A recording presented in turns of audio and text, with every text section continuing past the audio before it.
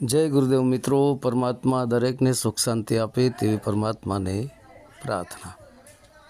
मित्रों, आजे एक बात करूँ छूँ के जे गुरुमुखी होय, गुरुमुखी ने एना गुरुनी दुहाई छे, खोटू बोलो तो पग धोईने पाणी पीवरावવું साचું છે કે ખોટું? અવશ્ય કમેન્ટ કરજો, બરાબર? હવે માનો કે હું ઘણીવાર કહું છું કે જો દીખે છો સંતો માયા, દેખાય રૂપ ને રૂપે માયા, તો ગુરુના દેહની જે આપણે પૂજા કરીએ છીએ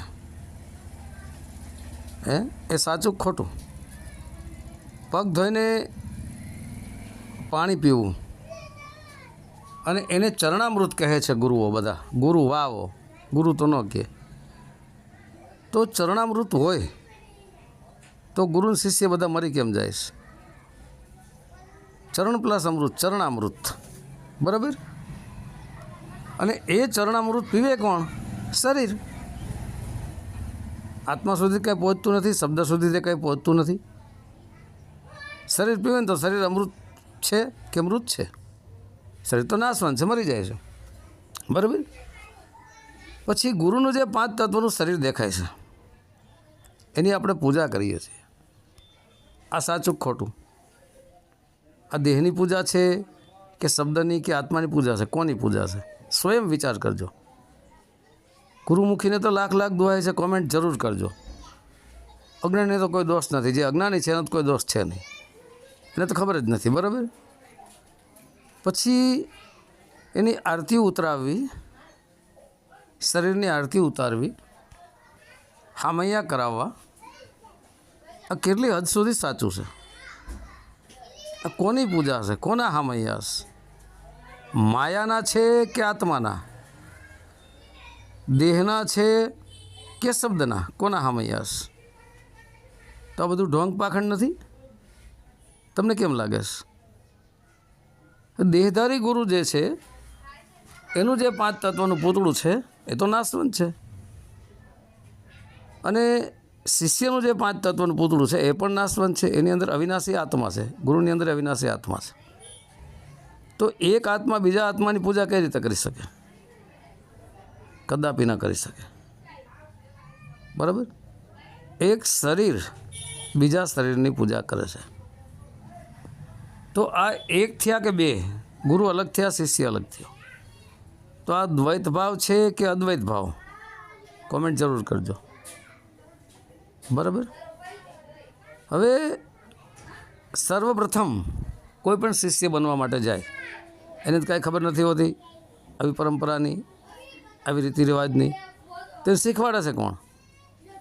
સ્વયં ગુરુ જ શીખવાડે છે, અથવા તો એના જે જૂના ચેલિયું ચલાવો એ શીખવાડે કે ગુરુનો પગ ધોવો, 3 વખત પાણી પીવો, પછી એની પૂજા કરો, તિલા કરો, તબકા કરો દેહને, બરાબર? પછી એની આરતીઓ કરો, પછી એના હામૈયા કરો, પછી એના ચરણોમાં પૈસા મૂકો. આ શું છે બધું? આ શરીર જળ છે તો કોની પૂજા કરે છે? કહે છે ને કે શરીર જળ છે, તો શિષ્યનું શરીર પણ જળ જ છે, ગુરુનું શરીર પણ જળ જ છે. તો આ જળ જ જળની પૂજા કરે છે ને? એટલે બે જળ જ છે, મતલબ જળ બુદ્ધિના કહેવાય એને, જળ બુદ્ધિના, જેની બુદ્ધિમાંથી વિવેક પ્રગટ થઈ જાય છે.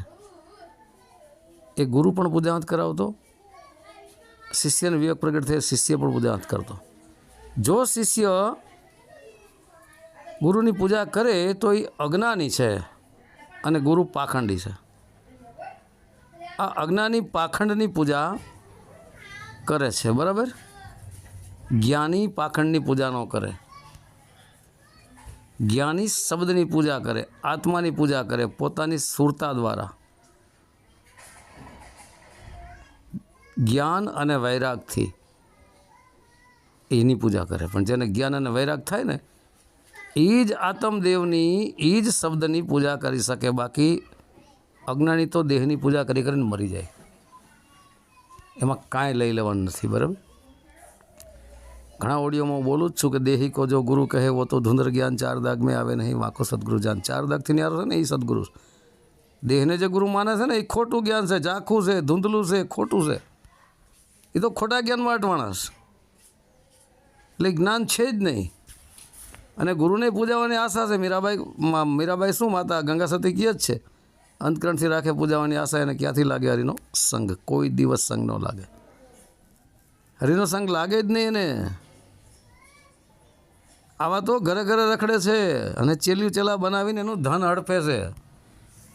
હે ગુરુ વાતો ઘર ઘર ફિરે, કોટી લાખ 50 અપને રૂપ કી ખબર નહીં, શિષ્યકરણ કી આસ. પોતાના સ્વરૂપની આત્માની એને ખબર નથી અને એને ચેલ્યું ચેલા મૂંડવાની આશા છે. શિષ્યકરણ કી આસ નથી એને. તો શિષ્ય તો એને કહેવાય છે શીશ આપી દે, માથું આપી દે. આ તો ચેલ્યું ચેલા કરવાની આશ છે અને એના પૈસા લૂંટવાની આશ છે. વિશેષમાં બીજું કાંઈ નથી. બરાબર. સત્ય શું છે એ જે પૂજા કરાવનાર હોય ને એને હજી ખબર જ નથી કે સત્ય શું છે. પૂજા કોણ કરાવે? ઢોંગી પાખંડી. ઢોંગ પાખંડ, જેને સ્વયંને ખબર નથી ને એ જ પૂજા કરાવે. બાકી જેને સ્વયંને ખબર પડી જાય કે હું એક આત્મા છું, પછી આ પાપના પોટલા ન બાંધે કે મારી સામે એક આત્મા છે, એનામાં મારામાં કાંઈ ફરક નથી, અમે બે એક જ છે, પછી એ પૂજા ન કરાવે. અને પૂજા કરાવે ને હજી ખબર નથી કે હું એક આત્મા છું, સામે આત્મા છે. એ તો સામે શિષ્યના દેહને જોવે છે અને શિષ્ય ગુરુના દેહને જોવે છે. આ તો બે બંધનમાં છે. બંધે છે બંધા મિલે, કોણ કિસે છોડાય? કોઈ કોઈને છોડાવી શકતો આ નથી, આ છોડાવી શકે નહીં. આમાંથી ન છૂટે. સ્વયં વિષય વાસનાઓમાં બંધાયેલા છે, શું બીજાને છોડાવી શકે? કદાપી ન છોડાવી શકે. એક દ્રષ્ટાંત ઘણીવાર આપું છું કે એક રાજા હતો અને રાજાને રાત પડી એટલે અંધાર પછેડો ઓઢીને નગર ચર્ચા માટે નીકળ્યા તો બધા શાંતિથી સૂતા હોય છે. બરાબર. રોડપતિ લઈને કરોડપતિ બધા શાંતિથી એના નગરમાં સૂતા હોય છે. અને રાજાને વિચાર થાય, સંશય ઊભો થયો કે આ બધા શાંતિથી સૂતા છે, મને રાતની શાંતિ નથી, તો આમાં પ્રજા મારા રાજા છે કે હું એનો રાજા છું? આ તો બધી એક જાતની માયા છે. એટલે એ તો ઘરે ગયો, સવારના દરબાર ભેગો કર્યો, પ્રધાનને બોલાવ્યો કે પ્રધાન આ માયામાં છૂટવા માટે કરવું શું? એટલે પ્રધાને કીધું કે ભાઈ માયામાંથી છૂટવા માટે તો ગુરુ કરવા પડે. તો કે ગુરુ ક્યાં મળે? તો કે આપણે સામે ગામને આપણું ગામને વચમાં જ એક સાધુ રિયસ કે ફર્સ્ટ ક્લાસ આલિશાન આશ્રમ છે. કેમ? તો કે હાલો જાય ને. રાજાને પ્રધાન તો તાત્કાલિક ઉપડ્યા, ગયા. એ જે રહેતા હતા એ સાધુ પાસે, સાધુએ જોઈને આવકારો આપ્યો, આવો આવો ઊંચું આસન આપ્યું કે આ તો રાજા છે. એટલે કે ભાઈ મારે તમને ગુરુ કરવાના છે. તો કે કાંઈ વાંધો નહીં, એમાં શું કહે? અને તેના જે 2-5 ચેલ્યું ચેલા હતા બધાને બોલાવ્યા કે રાજા છે સામેના ગામના અને શિષ્ય બનવા માટે આવ્યા છે, એનું સન્માન કરો, એના હામૈયા કરો, એનું સ્વાગત કરો. અને તો ભાઈ મનમાં પાવર આવી ગયો પેલા સાધુને કે ભાઈ આજ તો રાજા મારા શિષ્ય બનશે, હવે તો મારે કોઈ કમી નહીં રહે. રાજાને કીધું કે શિષ્ય બનવા માટે અમુક વસ્તુ જોઈએ કે બધી. એટલે ટોટલ વસ્તુ રાજાએ તો હુકમ કર્યો પ્રધાનને, તાત્કાલિક જાઓ, જે વસ્તુ આ ગુરુજી કે એ બધી લખી લ્યો અને લેતા આવો તાત્કાલિક. પ્રધાને બધી વસ્તુ લખી લીધી ને તાત્કાલિક લઈને આવી ગયા. ભાઈ રાજાનો હુકમ છૂટે ને શું વાર લાગે? લઈને આવી ગયા ને બધી પેલા સાધુને આપીને તો ભાઈ બધું એની રીતે જે કરતા હોય પાઠ કે ગાદી કે XYZ જે કાંઈ કરતા હોય તે બધું શરૂ કરી દીધું. 1-2 કલાક થઈ, ગુરુ દીક્ષા અપાઈ ગઈ. વાહ. હવે રાજાને કાંઈ ખબર નહોતી પડતી એટલે એને પગ ધોરાવ્યા અને પાણી પીવરાવ્યું, કંઈક કર્યા નખરા. પછી કે ગુરુ દક્ષિણા પણ દેવી પડે. તો રાજાએ તો ભાઈ ઢગલા કરી દીધા રૂપિયાના ગુરુ દક્ષિણામાં. ખબર પડી લોકોને કે ભાઈ રાજા જે ગુરુ કરે છે તો અડધું ગામ આવી ગયું ત્યાં, જે નવરા હતા એ બધાય. ભાઈ પહેલાં સાધુ નથી વાહ વાહ થઈ ગઈ.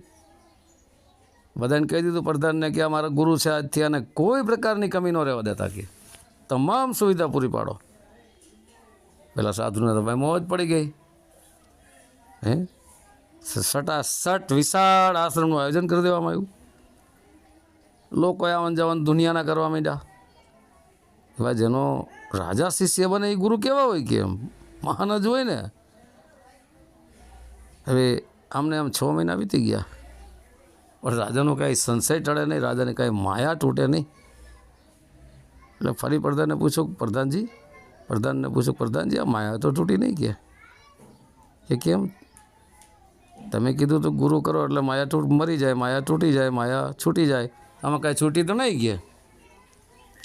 પ્રધાનજી કે હવે એમાં હું શું કરું, કે તમે રસ્તે નહીં હાલતા હોય ગુરુના બતાવ્યા પ્રમાણે, તો રસ્તે ચાલું છું કે.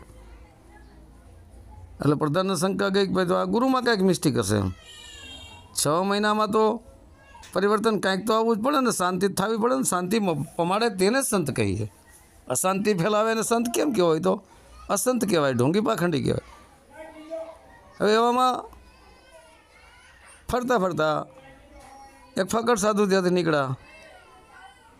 કાંઈ એની પાસે કમંડળ હતી ખાલી, અને એક ધોતિયું પહેર્યું હતું, શરીરે ખુલ્લું. આવ્યા તો મહાત્મા તો ભાઈ ગુરુમુખી થઈ ગયા હતા. સાધુ તો એટલે મહાત્મા આવ્યા, એટલે મહાત્મા રાજા તો ગુરુમુખી થઈ ગયા હતા, એટલે મહાત્મા આવ્યા એની સેવા ચાકરી કરી. આસન આપ્યું, પાણી આપ્યું, જમવાનું તાત્કાલિક બનાવડાવ્યું. સાધુ સંત મહાત્માને જમાડ્યા. અને પછી પૂછ્યું કે મહાત્માજી કે બોલો.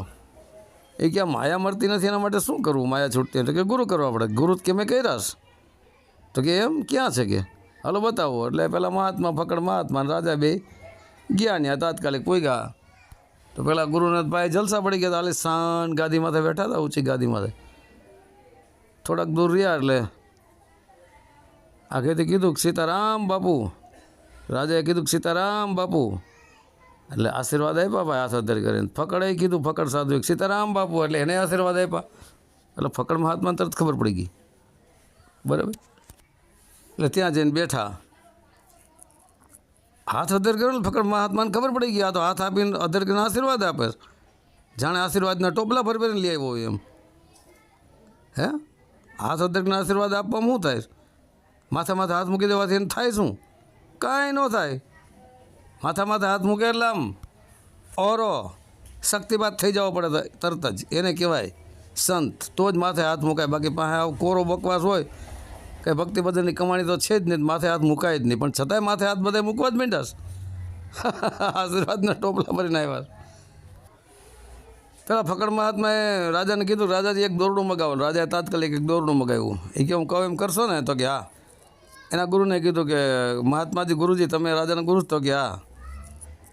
રાજાને પૂછ્યું, રાજા તમારા ગુરુ? તો કે હા. પણ કે હું કહું એમ કરશો? બેન મંજૂર છે? તો કે હા. એટલે એક છેડાથી રાજાના હાથ બાંધી દીધા, અને બીજા છેડેથી ગુરુના હાથ બાંધી દીધા, ટાઈટમ ટાઈટ. એટલે રાજાને પૂછ્યું કે તમારા ગુરુને છોડાવો કે તમે? તો કે પણ મહાત્માજી તમારા હાથ બાંધી દીધા, શું કેમ છોડાવું? એટલે ગુરુજી તમને કીધું, ગુરુજી તમે છોડાવો તમારા શિષ્યને રાજાને, પણ કે તમે મારા હાથ બાંધી દીધા, હું તમને એને કેમ છોડાવું? બસ કે રાજા સમજાઈ ગયું તમને? એટલે કે શું સમજાઈ ગયું? કે જેના ખુદના હાથ બંધાયેલા છે એ બીજાને શું છોડાવી શકે? હે, કોઈ દિવસ ન છોડાવી શકે. આ તો બંધે છે બંધામેલા. જેના સ્વયંના હાથ બંધાયેલા છે એ બીજાને શું છોડાવી શકવાના હતા? જે પોતે વિષય વાસનામાં રમણ કરે છે, કામ ક્રોધ મદ મોહ શબ્દ સ્પર્શ રૂપરસ ગંધમાં મોહ માયામાં વિષય વાસનામાં સ્વયં જે રમણ કરે છે, સ્વયંને જેને આત્મજ્ઞાન નથી, હવે એ બીજાના વિષય વાસના દૂર કરીને એને શું આત્મજ્ઞાન કરાવે? કદાપી ન કરાવી શકે. ખુદ બંધાયેલો છે મોહ માયામાં, બીજાને શું મોહ માયાથી છોડાવી શકે? કોઈ દી ન છોડાવી શકે, બરાબર. તો એવી જ રીતના મિત્રો આ જેટલા આરતી પૂજા કરાવે છે, ઢોંગ ધતુર કરાવે છે, અને પછી વિડીયા બનાવીને યુટ્યુબમાંથી મૂકે છે, એ લોકોને આકર્ષિત કરવા માટે મૂકે છે. બાકી જ્ઞાનનો છાંટો નથી. કોરો બકવાસ છે. કોરો બકવાસ તો આખી દુનિયા કરે. બધાને બોલતા આવડે, આત્માન પરમાત્માન શબ્દન ઓહોમ ને સોહોમ ને આવું બધાને બોલતા આવડે. આ તો તમામ પુસ્તકોમાં ગ્રંથોમાં લખેલું જ છે. એમાંથી વાંચીને શીખી જાય ને કાં સાંભળી લે ને પછી પોતે ચાલુ કરી દે, બરાબર. ક્યાંકથી સાંભળી લે એટલે કાનમાં અંદર ગયો ને મગજમાં રેકોર્ડિંગ થયું ને પછી મુખેથી રીલે માંડે કરવા, બીજાને માંડે બોલવા, આવું છે, બીજું કાંઈ નથી. બરાબર. એટલે જગતમાં બધું ઢોંગ પાખંડ છે. બાકી સાચા જે સંત છે એને અંતકરણથી પૂજાવાની આશા કોઈ દી નથી હોતી. સાચા સંતને ધન દોલતની પણ જરૂર નથી હોતી. અને ધન દોલત જે લે છે, 50 લાખની ગાડીઓ, કરોડોના બંગલા, કરોડોનું બેંક બેલેન્સ, કરોડોની જમીનો, એ મારી દ્રષ્ટિએ મિત્રો સંત છે જ નહીં. એક જ હિસાબ કરજો મિત્રો, જે ગુરુ શિષ્યની વચ્ચે ધન દોલત આવ્યું એટલે તરત ગુરુ ન કરતા છોડી દેજો. કારણ કે સ્વયં માયામાં છે. દાસી જીવણ બાપાનો અને ભીમ બાપાનો દાખલો આપું છું, ખેતરમાં ઉપદેશ આપ્યો ને, માયાને કોઈ સ્થાન જ નહોતું. એને કહેવાય ગુરુ શિષ્ય. હોય ગુરુ શિષ્ય સાચા, ત્યાં પ્રેમ જ્યોત પ્રકાશા. બાકી તો લાઈવ 15ને આવી જા, અંદર આવું છે જગતમાં, બીજું કાંઈ નથી મિત્રો. તો કોમેન્ટ જરૂર કરજો. બરાબર. જે આ પગ ધોઈને પાણી પીવરાવે છે, પોતાની આરતી ઉતરાવે છે, આ બધું કરાવે છે, ગુરુ સાચા છે ખોટા, કોમેન્ટ જરૂર કરજો. બરાબર. જય ગુરુદેવ. સત્ય સનાતન ધર્મની જય.